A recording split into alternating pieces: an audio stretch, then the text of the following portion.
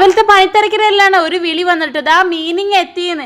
പിന്നെ ഒന്നും നോക്കിയില്ല, ഞാനിങ്ങോട്ട് ഇറങ്ങി. എന്നെ കണ്ട് നിങ്ങൾ ആരും പേടിക്കേണ്ട, പണിത്തിരക്കിനിടയിൽ എൻ്റെ സൗന്ദര്യം കൂടെ ഞാനൊന്ന് ശ്രദ്ധിക്കേണ്ട. അപ്പോൾ ഒരു അടിപൊളി ഫേസ് മാസ്ക് ഒക്കെ ഇട്ടിട്ട് ഞാനിങ്ങനെ റെഡി ആയി നിൽക്കുമ്പോഴാണ് ഈ വിളി കേട്ടത് കേട്ടോ. പിന്നെ ഒന്നും നോക്കിയില്ല, ഇപ്രാവശ്യം മീൻ കവർ കൊണ്ടുവന്നത് ഏട്ടനല്ല കേട്ടോ, ഏട്ടൻ്റെ അനിയനാണ്. അപ്പോൾ വേഗം പോയി വാങ്ങിയിട്ടോ. അപ്പോൾ എന്തൊക്കെയാന്ന് കാണാനുള്ള ത്വര ഇപ്രാവശ്യം എനിക്ക് ഉണ്ടായിരുന്നു കേട്ടോ. അപ്പോൾ ഫസ്റ്റ് തന്നെ കിട്ടിയത് എന്താണെന്ന് പറയുക, അടിപൊളി കോഴിയാണ് കേട്ടോ, നല്ല വലിയൊരു കോഴി, നല്ല ഫ്രഷ് മീനാണ്.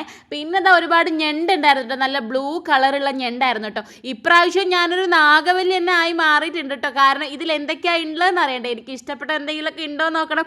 അപ്പോൾ എന്തായാലും ഞാൻ ഹാപ്പിയാണ് ഞണ്ട് ഉള്ളതുകൊണ്ട് കേട്ടോ. ഇതിൻ്റെ അടിയിൽ നമുക്ക് എന്തൊക്കെയാണ് ഉള്ളത് നോക്കണ്ടേ ഗൈസ്. അപ്പം നിങ്ങൾക്ക് കാണണ്ടേ എന്തൊക്കെയായി മീൻ കവറിലുള്ളതെന്ന്. അപ്പോൾ ഒന്നും നോക്കാണ്ട് ഞാൻ നേരെ സിങ്കിലേക്ക് എല്ലാം കൂടെ അങ്ങോട്ട് ചൊരിയുന്നുണ്ട്. ഇനി നമുക്കിത് വേർതിരിച്ചെടുത്തിട്ട് എന്തൊക്കെ മീനുകളാണ് ഉള്ളതെന്ന് അങ്ങോട്ട് കാണാം കേട്ടോ.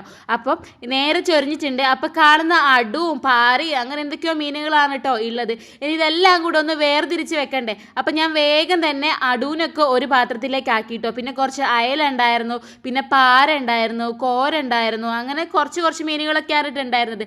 എന്തായാലും ഇപ്രാവശ്യത്തെ മീൻകാറിലെ താരം എന്ന് പറയുന്നത് കോലിയാണ് കേട്ടോ. അപ്പം ഇന്നലെ കൊണ്ടുവന്ന അയക്കോറയും കൂടെ ഞാൻ ഈ സൈഡിലേക്ക് വെച്ചിട്ടുണ്ട് കേട്ടോ. അപ്പോൾ അത് എല്ലാം കൂടെ നിരത്തി വെച്ച് ഇനി ഇത് ഓരോന്നാക്കിയിട്ട് നമുക്ക് നേരെ ഫ്രിഡ്ജിലേക്ക് കയറ്റണം കേട്ടോ. പാര, ഞണ്ട്, അടു അങ്ങനെയൊക്കെ പറഞ്ഞിട്ടുള്ളതാണ്. അടു എന്ന് പറയുന്ന മീനിന് നിങ്ങൾ എന്താ പറയാന്ന് കമൻറ്റ് ചെയ്യണേ.